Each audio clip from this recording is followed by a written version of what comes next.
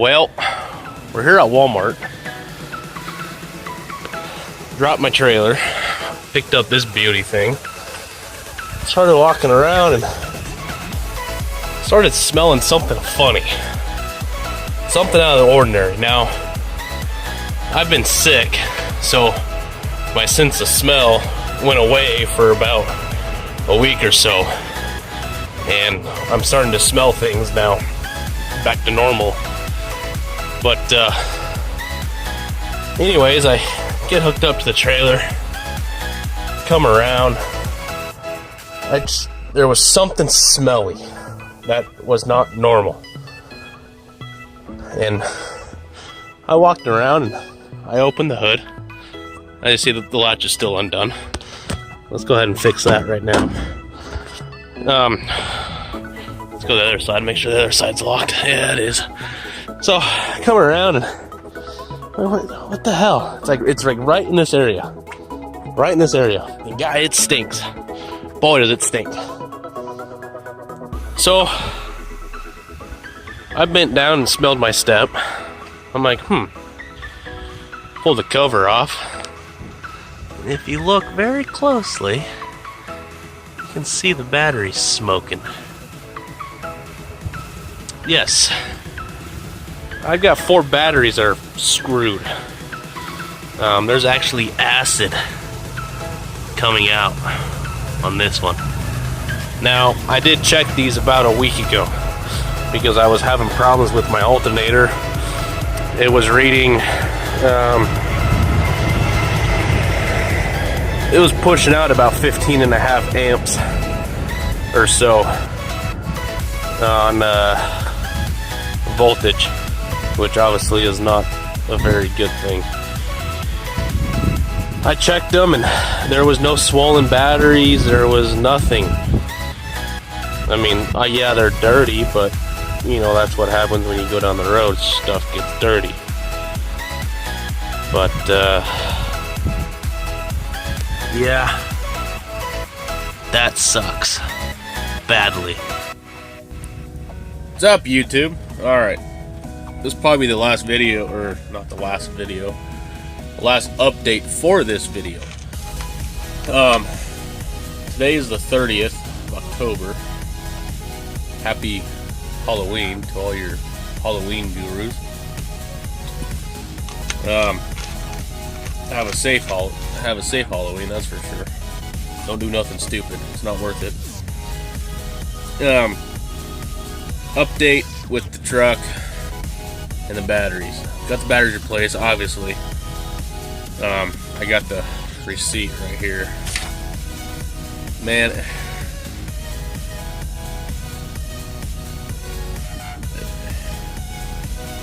I'm speechless on how much 4 batteries cost.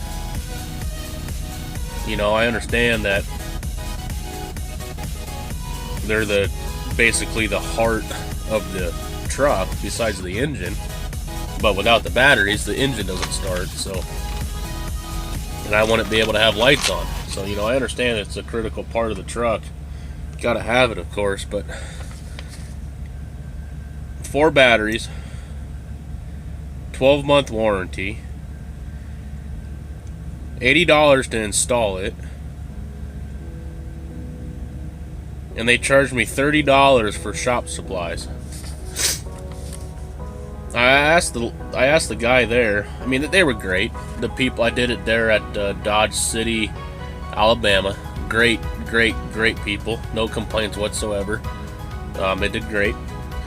I asked the guy there that did the service writing and took my hard-earned money. I asked him, like, why do you gotta charge me shop supplies? What shop supplies did you guys use? No lube, no oil, no tape, no nothing. All you used was a technician's tools. That's on his responsibility. That's part of his job. It's part of his job is to supply tools to fix trucks. He goes there. I wish there was a way to take that off of there because, you know, there's nothing we can do about it. But let's see if you guys can see this. Right there. $736.14 for 4 batteries to install too. Ouch. Ouch. That's alright though. We're good. We're back on the road. Like I said, I'm in Ohio right now. Going up to Michigan.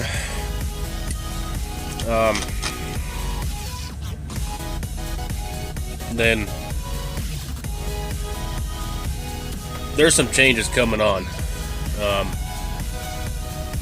Well, I shouldn't say there is changes. There might be changes coming on with the truck and myself. It's nothing CFI has done. I will back CFI any day. They are a great company to work for. They have good mileage. They're not a perfect company. They're not. There is no company out here in this industry that is a perfect company. I'll say that again. There is no perfect company in the trucking industry. Period. If there was a perfect company in the trucking industry, every single one of us would be driving for them. We all have our perks. Each company does, and each company has their downfall. Okay? The couple of downfalls with CFI is that there's no load board. I've been here since 2014. They've been telling us since 2014 we would be getting a load board. They've been saying that as I know a driver that's been here for going on 8 years now. They've been telling him pretty much the same thing since he's been here. So I have a feeling there's never going to be a load board at CFI because they want that control. That's fine. That's how they want to run it. I understand that. You know, it takes strain away from me where I don't have to sit on the computer for an hour a night, 2 hours a night, booking my loads. But I'm coming to the point where I started on flatbed. That's where I started. On a little farm.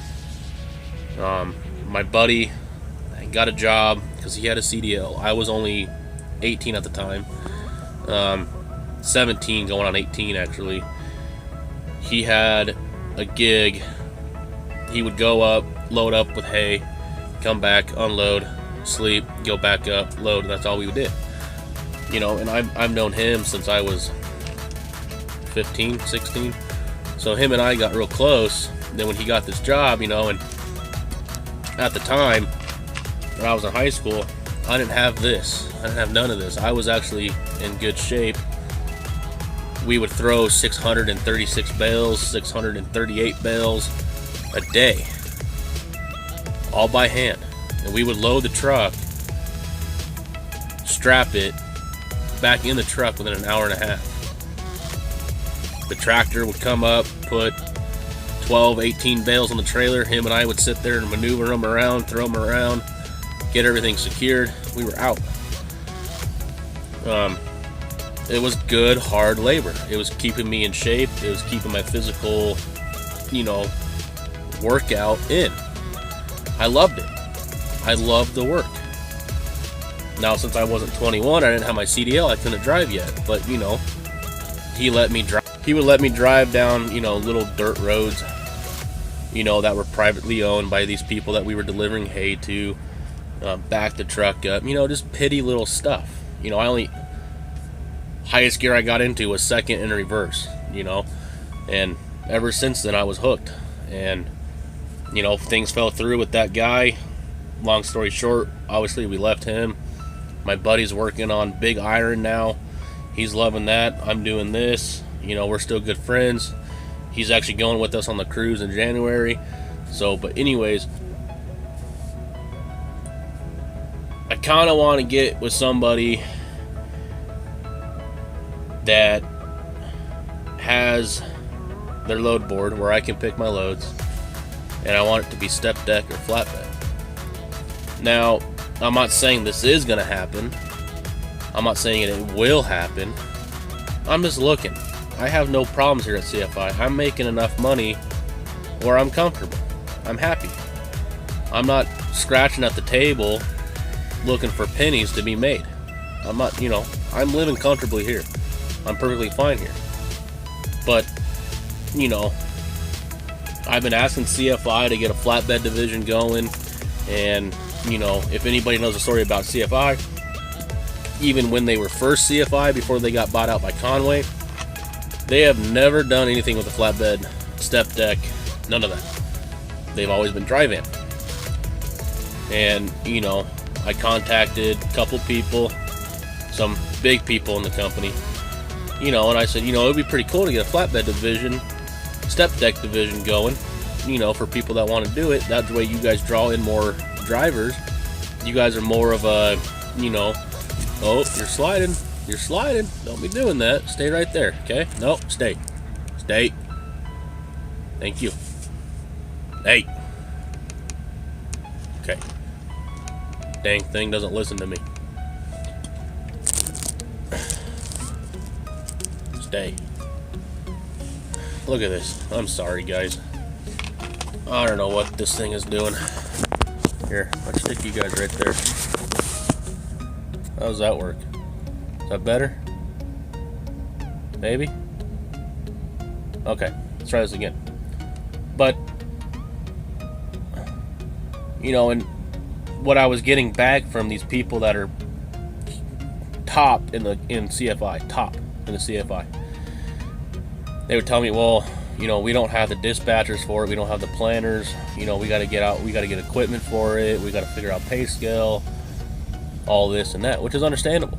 You know, it's not you wake up, say, I'm going to go buy 50 flatbeds and hopefully 50 drivers come to me and say, hey, I want to do this. You know, yeah, you can find drivers to do flatbed because, you know, I'll be the first one to sign up. You know, I mean, I know how to do load securement. I know how to do all that. You know, I don't know it all.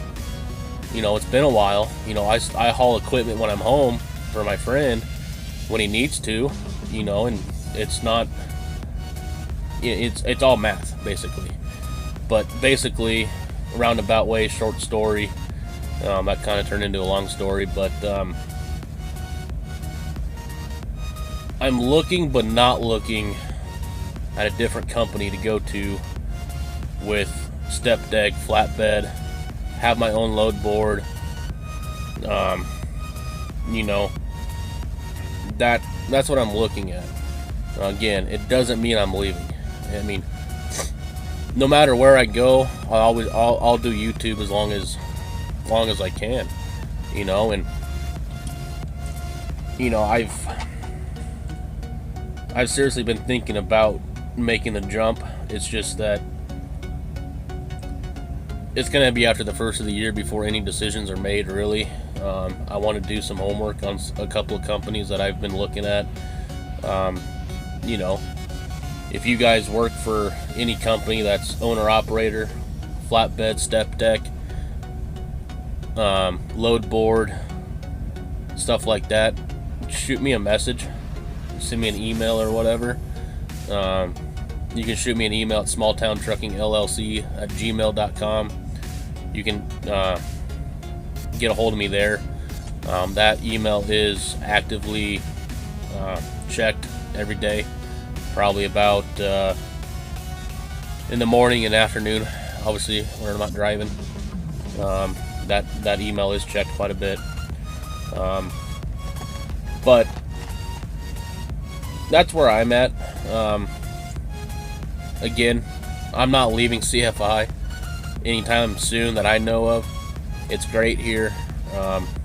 You know, yeah, there's some hiccups. Like, again, every company has them. It's that simple. Every company has their hiccups. No matter what company I go to, there's going to be problems that there's going to be issues that I don't like. That's all right. Get them fixed and you move on. You know, that's how it is. That's how anything in his life is. But, yep, that's where I'm at. Truck's running great. Going up to Taylor, Michigan, I got a load of tires. Dropping that at Ford Motor Company. Yeah. Easy load, though. Then from there, I'm going down to Bowling Green, Kentucky. Then from there, I asked for a load going to Calexico out of Louisville. I got the deadhead message to deadhead up to Louisville so I can get staged for the load in Calexico, I believe, but I don't have the confirmation on the Calexico load yet. I'm sure it'll happen tomorrow probably. But yeah, that's where we're at. I'm gonna edit this. I'm gonna get this up tonight for you guys. So again, happy Halloween. Have a safe Halloween. Be smart. Be safe. Also, another thing before I forget, Darren. I think that's your name. Let me get my other phone real quick. Yeah, I got 2 phones. Company phone. Bear with me 1 second here. 1 second. Maybe a couple longer. Maybe a little longer here.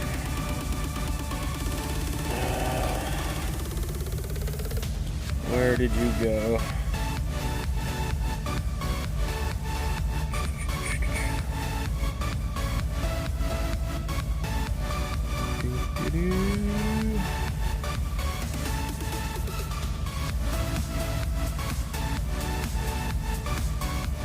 Where did you go, buddy? Darius. My apologies. I told you I'd forget your name, Darius. I told you. I'm sorry. Darius. Met you at the